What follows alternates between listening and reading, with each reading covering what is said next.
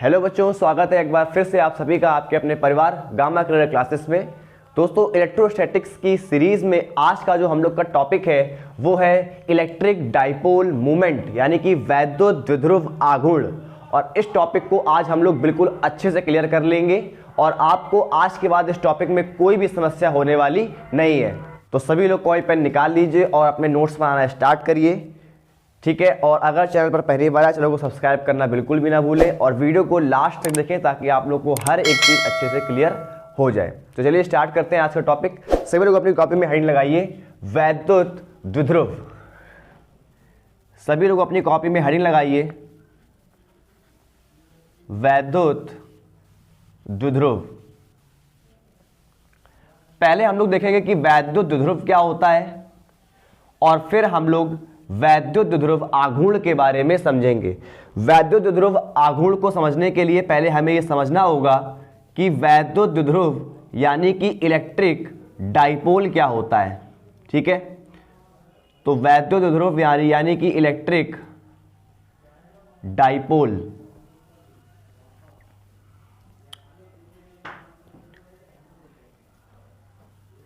तो electric dipole में क्या होता है समझिए। इलेक्ट्रिक डाइपोल जो होता है वो बच्चों दो आवेशों का एक निकाय है।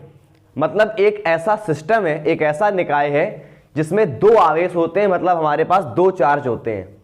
अब जो वो दो चार्ज होते हैं वो स्पेशल प्रॉपर्टीज रखते हैं।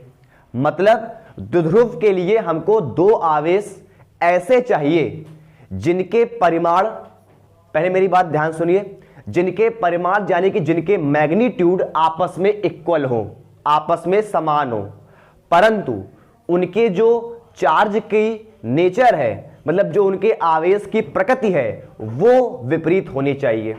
क्या बोला हमने?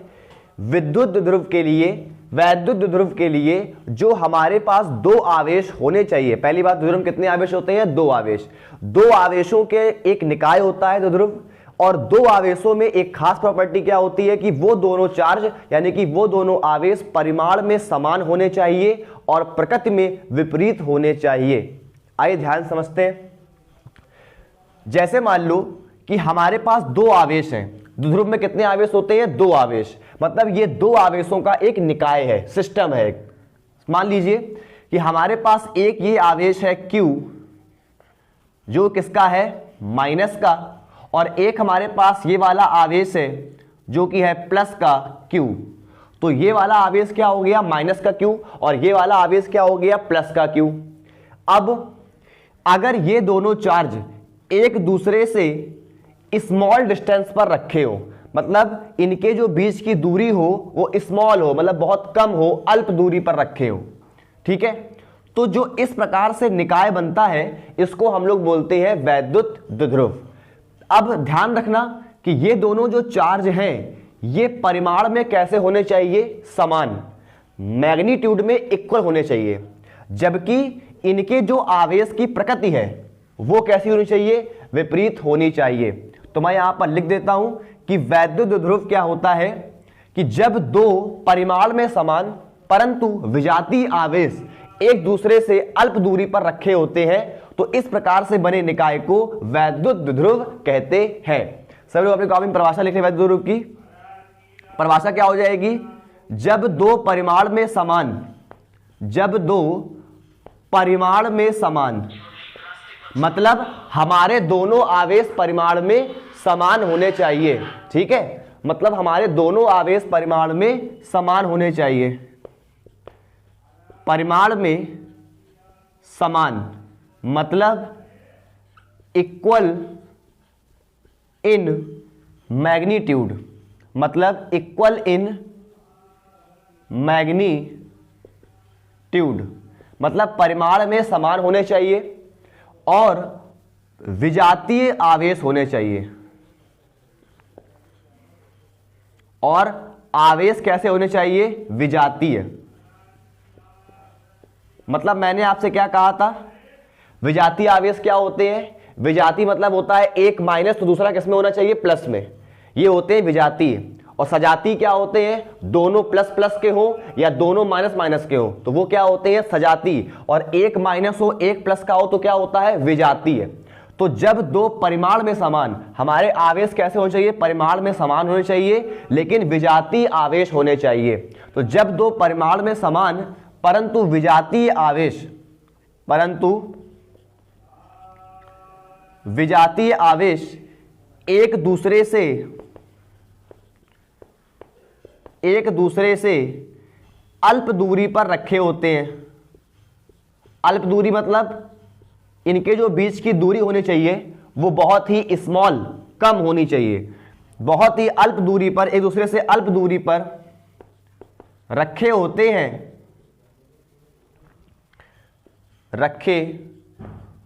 हैं। तो इस प्रकार बने निकाय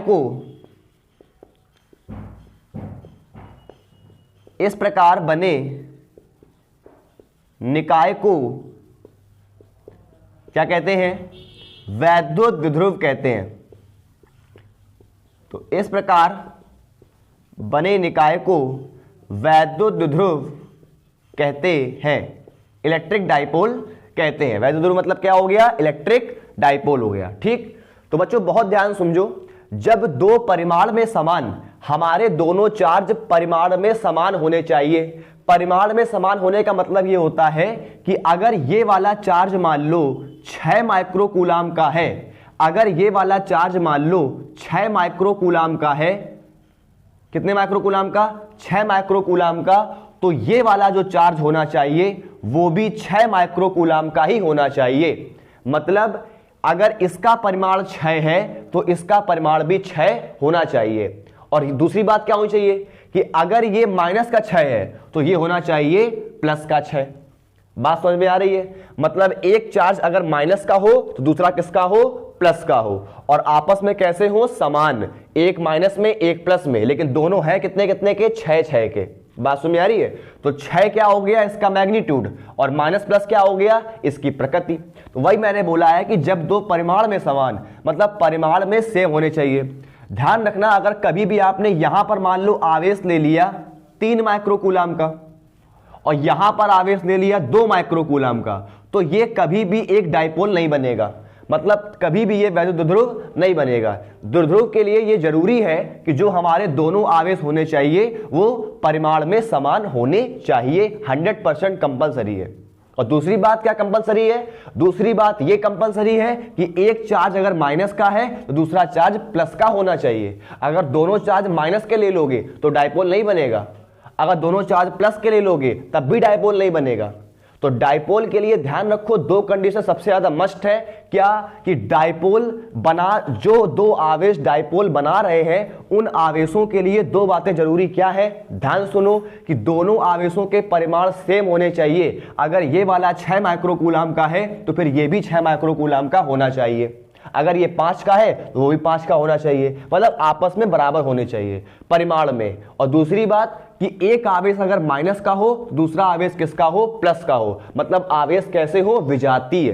तभी मैंने यहां पर लिखा है कि जब 2 परिमाण में समान परंतु विजातीय आवेश एक दूसरे से अल्प दूरी पर, देखो एक आवेश यहां रखा है एक आवेश यहां रखा है, एक दूसरे से कुछ दूरी पर रखे होते हैं। दूरी कैसी होनी चाहिए, दूरी होनी चाहिए अल्प, मतलब बहुत कम दूरी होनी चाहिए, एक दूसरे से बहुत अल्प दूरी पर रखे होते हैं। तो इस प्रकार से बने निकाय को हम लोग क्या बोलते हैं, वैद्युत द्विध्रुव यानी कि इलेक्ट्रिक डाइपोल बोलते हैं। सभी क्लियर हो गया इतनी बात, ठीक है। तो अब आप लोग को इतनी बात समझ में आ गई होगी कि द्विध्रुव बनने के लिए दोनों आवेश परिमाण में समान होने चाहिए परंतु क्या होने चाहिए, प्रकृति में विपरीत होने चाहिए। तो ये हमारा क्या हो गया, इलेक्ट्रिक डाइपोल हो गया, समझ गए। अब यहां पर एक बात आपको और 2-3 बात समझनी है। क्या समझनी है, ध्यान दो। एक आवेश हमारा यहां रखा था, एक आवेश यहां पर रखा था, दोनों आवेशों को हमने मिलाया और मिलाते हुए क्या खींच दी, एक रेखा खींच दी, रेखा खींच दी। तो दोनों आवेशों को मिलाने वाली जो रेखा होती है, जो ये वाली रेखा है दोनों आवेशों को जो मिला रही है, इसी को हम लोग बोलते हैं द्विध्रुव का अक्ष। क्या बोलते हैं इसको, द्विध्रुव का अक्ष बोलते हैं, मतलब डाइपोल एक्सिस। डाइपोल एक्सिस क्या बोलते हैं? द्विध्रुव का अक्ष। दोनों आवेशों को मिलाने वाली जो रेखा होती है उसको हम लोग क्या बोलते हैं? द्विध्रुव का अक्ष बोलते हैं। और ध्यान रखना, जो ये द्विध्रुव का अक्ष है इसका जो मध्य बिंदु होगा, जो दोनों आवेशों को मिलाने वाली रेखा है, मतलब जो द्विध्रुव का अक्ष है उसका जो मध्य बिंदु होता है उसी को हम लोग बोलते हैं क्या? द्विध्रुव का केंद्र। क्या बोलते हैं? द्विध्रुव का केंद्र बोलते हैं। ठीक है, तो दोनों आवेशों को मिलाने वाली जो रेखा होगी, मतलब जो द्विध्रुव का अक्ष होगा उसका जो मध्य बिंदु होता है उसको हम लोग बोलते हैं द्विध्रुव का केंद्र, यानी कि सेंटर ऑफ डाइपोल। क्या बोलते हो उसको? इसको बोलते हो centre of dipole. Centre of dipole बोलोगे, समझ गए? तो उसको क्या बोलते हो? सेंटर ऑफ डाइपोल, मतलब द्विध्रुव का केंद्र। तो द्विध्रुव के दोनों आवेशों को मिलाने वाली जो रेखा होती है उसको क्या बोलते हो? द्विध्रुव का अक्ष बोलते हो। और उस अक्ष का जो मध्य बिंदु होगा वो कहलाएगा द्विध्रुव का केंद्र, यानी कि द्विध्रुव का सेंटर। अच्छा, दूसरी बात ध्यान रखना कि अगर हम लोग को इस द्विध्रुव से कोई भी दूरी लेनी होगी, ध्यान रखना, मैं यहां पर लिख देता हूं कि द्विध्रुव से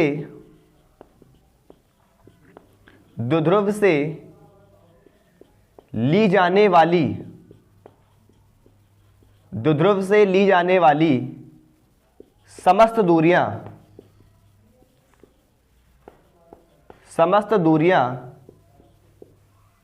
अगर हमें कोई भी दूरी द्विध्रुव से लेनी होगी तो हम कहां से लेंगे?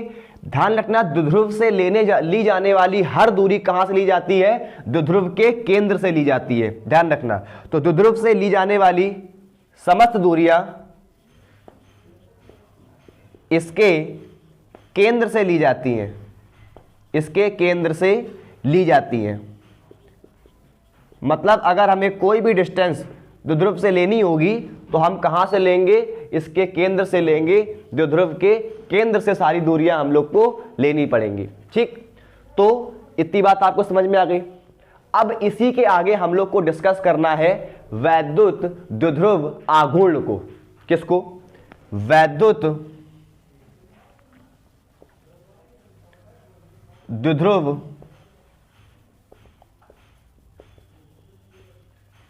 आघूर्ण को। ठीक है, वैद्युत द्विध्रुव आघूर्ण या इसी को हम बोलते हैं electric dipole movement. Electric dipole movement. आप देखो, विद्युत द्विध्रुव आघूर्ण क्या होता है, इलेक्ट्रिक डाइपोल मूवमेंट क्या होता है, ध्यान समझना।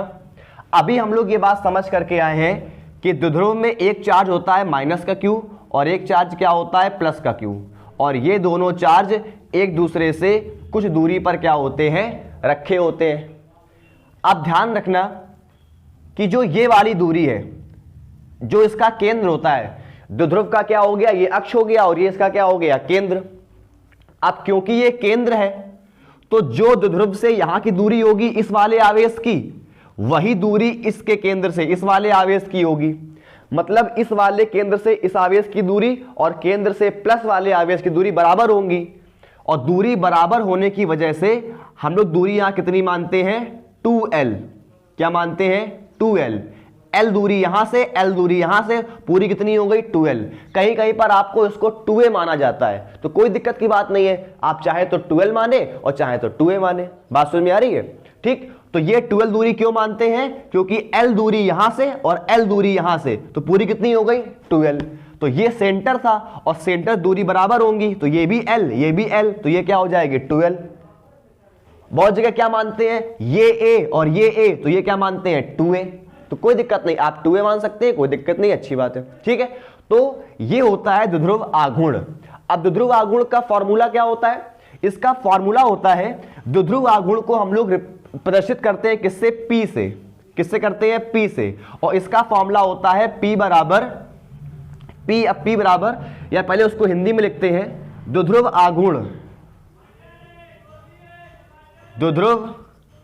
आघूर्ण ये होता है किसी एक आवेश का परिमाण, किसी एक आवेश का परिमाण, मतलब हम किसी भी एक आवेश का परिमाण ले सकते हैं और इनटू करेंगे आवेशों के बीच की दूरी। तो किसी एक आवेश का परिमाण इनटू आवेशों के बीच की दूरी, इनटू आवेशों के बीच की दूरी। अब क्या लिखा हुआ है, द्विध्रुव आघूर्ण का जो फॉर्मूला होता है वो होता है किसी एक आवेश का परिमाण इंटू दोनों आवेशों के बीच की दूरी।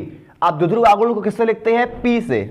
किससे लिखते हैं, पी से। अब ध्यान रखना, अभी मैंने आपको क्या बताया था कि दोनों आवेश जो है वो परिमाण में बराबर है। अगर ये 6 है तो वो भी 6 है, अगर ये 5 है तो वो भी 5 है। तो हम लोग क्या करेंगे, क्योंकि दोनों आवेशों के परिमाण कैसे हैं, बराबर, इसलिए हम जिसका भी चाहें उसका परिमाण ले लें। इसीलिए हमने यहां पर लिखा है किसी एक आवेश का परिमाण, चाहे इसका ले लो चाहे इसका ले लो। बात समझ में आ रही है। और सिर्फ परिमाण लेना है, चिन्ह से मतलब नहीं है कि ये माइनस है वो प्लस है, सिर्फ क्या लेना है, परिमाण।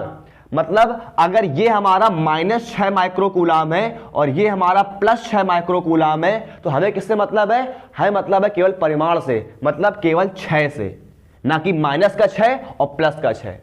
बात समझ में आ रही है, सिर्फ परिमाण लेना है। तो परिमाण क्या ले रहे हैं, किसी एक आवेश का परिमाण। परिमाण कितना है, इसका भी Q है इसका भी Q है, तो क्या हो जाएगा, एक आवेश का परिमाण क्या हो जाएगा, Q, और इंटू दोनों आवेशों के बीच की दूरी।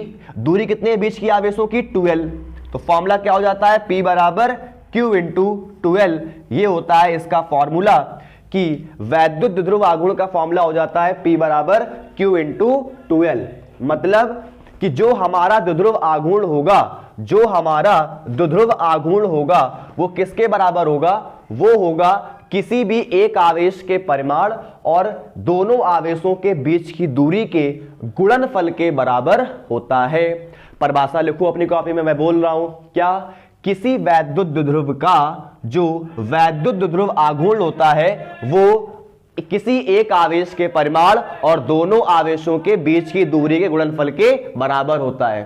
ठीक है, तो परिभाषा एक बार फिर से बोलना है, फिर से एक बार ध्यान सुनो और लिख लो कॉपी में कि किसी वैद्युत द्विध्रुव का वैद्युत द्विध्रुव आघूर्ण किसी एक आवेश के परिमाण तथा दोनों आवेशों के बीच की दूरी के गुणनफल के बराबर होता है।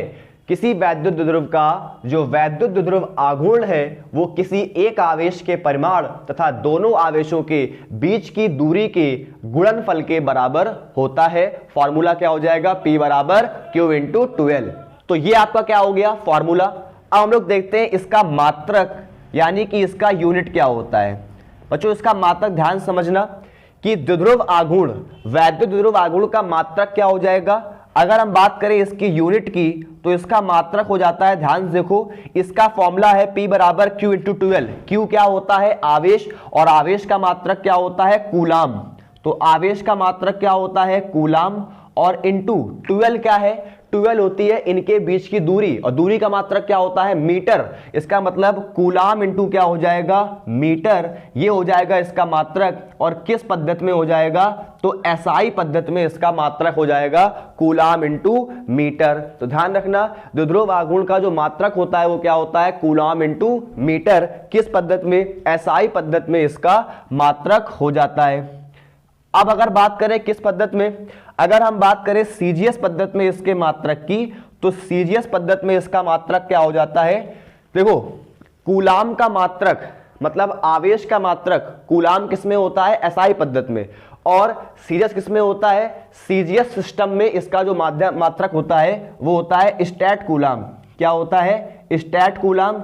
ये मैंने आपको पहले लेक्चर में बताया था कि आवेश का जो CGS मात्रक है वो क्या है, स्टैट कूलाम है। तो स्टैट कूलाम इंटू क्या हो जाएगा, सेंटीमीटर। क्या हो जाएगा, सेंटीमीटर। ये किस सिस्टम में हो जाएगा, तो ये CGS सिस्टम में इसका मात्रक हो जाएगा। ध्यान रखना विद्युत द्विध्रुव आघूर्ण का एक मात्रक और होता है जिसको हम लोग बोलते हैं डिबाई। क्या बोलते हैं, डिबाई। तो विद्युत द्विध्रुव आघूर्ण का एक मात्रक और होता है जिसको हम लोग बोलते हैं डिवाई। और ध्यान रखना कि एक डिवाई में कितने कूलाम मीटर होते हैं, तो ध्यान रखना कि एक डिवाई में होते हैं 1/3 गुणे 10⁻⁻⁻29 कूलाम मीटर। क्या ध्यान रखोगे कि एक डिवाई में कितने कूलाम मीटर होते हैं, तो एक डिवाई में होते हैं 1/3 गुणे 10⁻⁻29 कूलाम मीटर। अगर आप चाहो तो 1 में 3 से डिवाइड कर सकते हो और डिवाइड करने के बाद भी इसको आप लोग सॉल्व करके इसका आंसर निकाल सकते हो, जो कि लगभग किसके बराबर आएगा, जो कि लगभग आएगा 3.3 इंटू 10⁻⁻30 कूलाम मीटर। तो 3.3 इंटू 10⁻⁻30 कूलाम मीटर आपका आ जाएगा। ध्यान रखना ये क्या लिखा हुआ है, ये लिखा हुआ है कूलाम इंटू मीटर, ना कि सेंटीमीटर। क्या लिखा हुआ है, कूलाम इंटू मीटर। तो ध्यान रखना एक डिवाई में कितने कूलाम मीटर, 1/3 गुणे 10⁻⁻29 कूलाम मीटर, या फिर लगभग बोलेंगे 3.33 इंटू 10⁻⁻30 कूलाम मीटर। ये किया क्या गया है, 1 में 3 से डिवाइड कर दिया गया है। बात समझ में आ रही है। तो 3.3 10⁻⁻30 कूलाम मीटर। अब दूसरी बात आपको क्या याद रखनी, इंपॉर्टेंट बात है, ध्यान रखना कि जो हमारा वैद्युत द्विध्रुव आघूर्ण है ये कैसी राशि है, तो ध्यान रखना ये एक सदिश राशि है। कैसी राशि है, सदिश राशि है, मतलब एक वेक्टर क्वांटिटी है। कैसी राशि है, सदिश राशि है, मतलब एक वेक्टर क्वांटिटी है। अगर ये सदिश राशि है तो इसका मतलब इसमें क्या होगी, दिशा होगी। ध्यान रखो इस वाले फॉर्मूले से तुम इसका क्या निकाल लोगे, इस वाले फॉर्मूले से तुम इसका परिमाण निकाल लोगे। दिशा क्या होती है, ध्यान सुनो, जो विद्युत ध्रुव आघूर्ण की दिशा होती है, ध्यान रखना इसकी दिशा मैं लिख दे रहा हूं यहां पर, विद्युत ध्रुव आघूर्ण की जो दिशा होती है वो ध्यान रखना हमेशा ऋण आवेश से, मतलब माइनस चार्ज से। मैं बना देता हूं, ये वेक्टर P है, मतलब वेक्टर क्यों लगा दिया, कौन सी राशि है, सदिश, इसलिए वेक्टर लगा दिया। और जो इसकी दिशा होगी वो कहां होगी, माइनस से प्लस की ओर। ये दिशा होती है माइनस से प्लस की ओर, इसकी क्या होती है, दिशा होती है वेक्टर P की। तो ध्यान रखना ऋण आवेश से, लिख दे रहा हूं, इसकी दिशा कहां होती है, इसकी दिशा होती है ऋण आवेश से, ऋणावेश से, यानी कि -q से धनावेश की ओर। ऋणावेश से धनावेश यानी कि +q की ओर होती है, -q से +q की ओर। ऋण आवेश से धन आवेश की ओर इसकी दिशा होती है। तो ध्यान रखना विद्युत ध्रुव आघूर्ण कैसी राशि है, सदिश। ध्यान रखना अगर कोई पूछे कैसी राशि है बता देना सदिश राशि है। और दिशा कहां होती है, ऋण आवेश से धन आवेश की ओर, मतलब माइनस चार्ज से प्लस चार्ज की ओर क्या होती है, इसकी डायरेक्शन होती है, इसकी दिशा होती है। समझ गए। तो इतनी बातें आप लोग को ध्यान रखनी है कि द्विध्रुव क्या होता है। द्विध्रुव के लिए जो हमारे पास दोनों आवेश होने चाहिए वो परिमाण में कैसे होने चाहिए, समान, ठीक है। लेकिन प्रकृति कैसे होनी चाहिए, विपरीत, विजातीय आवेश होने चाहिए। ध्यान रखना। और बहुत अल्प दूरी पर, मतलब ये जो दूरी है ये बहुत कम होनी चाहिए, अल्प दूरी पर रखे होने चाहिए, ठीक है। तो जो निकाय बनता है उसको हम लोग बोलते हैं वैद्युत द्विध्रुव। और द्विध्रुव आघूर्ण क्या होता है, जो भी दो आवेश ले रहे हो उनमें से किसी भी एक आवेश का परिमाण ले लो और मल्टीप्लाई किससे करा दो, उनके बीच की दूरी से गुणा करा दो, तो क्या निकल आएगा, विद्युत द्विध्रुव आघूर्ण निकल आएगा।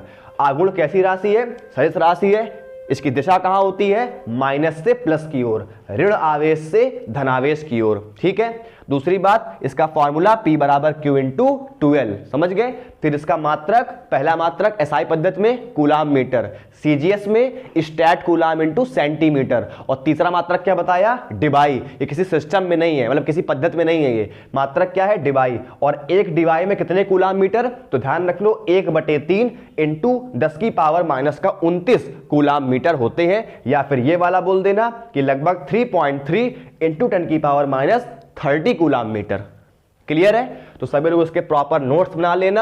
आपको हर एक बात समझ में आ गई होगी। वीडियो को लाइक जरूर कर देना और ज्यादा से ज्यादा सेशन को शेयर किया करो ताकि ज्यादा से ज्यादा बच्चे इस चैनल तक जुड़ पाए, ठीक है। आप लोग का काम है कि इस परिवार को ज्यादा से ज्यादा बड़ा करना है, चलिए तो मिलते हैं अगली वाली क्लास में, तब तक अपना ख्याल रख लो, चैनल को सब्सक्राइब जरूर कर लेना अगर नहीं किया है अभी तक तो, और वीडियो को लाइक कर देना। मिलते हैं नेक्स्ट क्लास में, तब तक राम राम, राधे राधे।